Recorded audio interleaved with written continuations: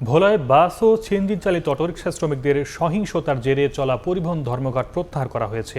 জেলা প্রশাসকের মধ্যস্থতায় রাতে এই সিদ্ধান্ত হয়েছে। এদিকে বরিশালে কর্মবিরতি প্রত্যাহার করেছেন শ্রমিকরা।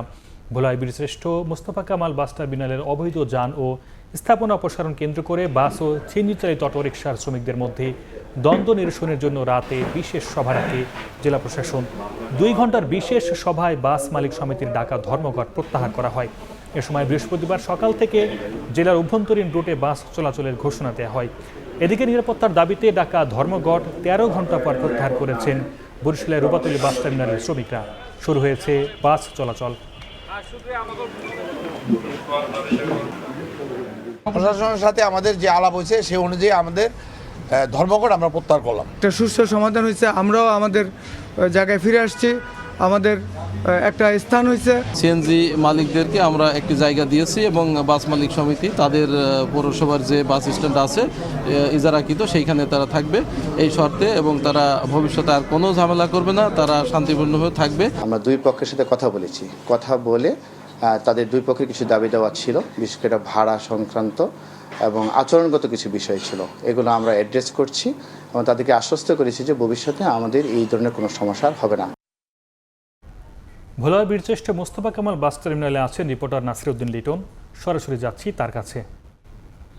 লিটন, বাস ও সিএনজি শ্রমিকদের মধ্যে ভোলায় যে সহিংসতাকে কেন্দ্র করে বাস ধর্মঘট ডেকেছিল, প্রায় 34 ঘন্টা পরে সেই বাস ধর্মঘটের প্রত্যাহার হয়েছে এবং গতকাল রাতে জেলা প্রশাসনের উদ্যোগে বাস এবং সিএনজি শ্রমিকদের মধ্যে যে সমঝোতা বৈঠক হয়, সেই সমঝোতা বৈঠকে জেলা প্রশাসকের মধ্যস্থতায় আসলে দুইজনের মধ্যে যে দুই গ্রুপের মধ্যে যে বিরোধ ছিল সেই বিরোধটির অবসান হয়। আমরা আজকে ভোলার বীরশ্রেষ্ঠ মোস্তফা কামাল বাস টার্মিনালে এসে যে চিত্রটি দেখতে পেয়েছি যে বিগত দিনের মতো আজকেও সকাল 6:20 থেকে ভোলার চরফেশন সহ জেলার অভ্যন্তরীণ রুটগুলোতে বাস মালিক সমিতির বাসগুলো যাত্রী পরিবহন শুরু করেছে। আমরা দক্ষিণ থেকেও ইতোমধ্যে বেশ কয়েকটি বাস যাত্রী নিয়ে এই বাস টার্মিনালে আসতে দেখেছি। যাত্রীরও বেলা বাড়ার সাথে সাথে যাত্রীর সমাগমও বাড়ছে। সকালে কিছুটা যাত্রী কম থাকলেও এখন আমরা দেখতে পাচ্ছি যে যাত্রীর সংখ্যা বাড়তেছে। বিভিন্ন এলাকা থেকে খবর পাওয়ার পরে যাত্রী তাদের গন্তব্যে পৌঁছার জন্য বাস টার্মিনালে এসেছে। মূলত ভোলা বীরশ্রেষ্ঠ মোস্তফা কামাল বাস টার্মিনালের মধ্যে অবৈধ স্থাপনা এবং অবৈধ যান অপসারণ নিয়ে সিএনজি চালক এবং বাস শ্রমিকদের মধ্যে মঙ্গলবার যে রাতে যে সহিংসতা হয়েছিল, সেই সহিংসতার ঘটনায় কিন্তু বাস মালিক সমিতির 2টি বাস এবং 8টি সিএনজি আগুনে পুড়িয়ে দেওয়ার সহ দফায় দফায় সংঘর্ষে প্রায় অর্ধশতাধিক আহত হয়। এই ঘটনার জেরে বাস মালিক সমিতি ধর্মঘট ডেকেছিল। সে ধর্মঘটের 34 ঘন্টা পর আজকে সকাল 6:20 থেকে বাস চলাচল স্বাভাবিক হয়।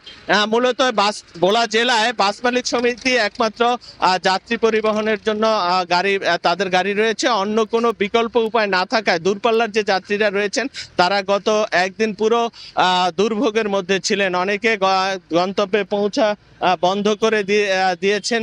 কাছাকাছি যাদের যাতায়াত তারা হয়তো বিকল্প উপায়ে অতিরিক্ত ভাড়ায় গিয়েছেন। তো এখন আমরা বাস মালিক সমিতি এবং অটো চালকদের সাথে কথা বলে যেটা নিশ্চিত হয়েছি যে তারা এখন থেকে উভয় পক্ষে সমঝোতার মাধ্যমে কোনো সহিংসতায় না জড়িয়ে শান্তিপূর্ণভাবে যাত্রী পরিবহন করবে, যাত্রীর সেবা দিবে। তো এ ছিল আমার কাছে ভোলার বীরশ্রেষ্ঠ মোস্তফা টার্মিনাল থেকে এখন পর্যন্ত সর্বশেষ খবর।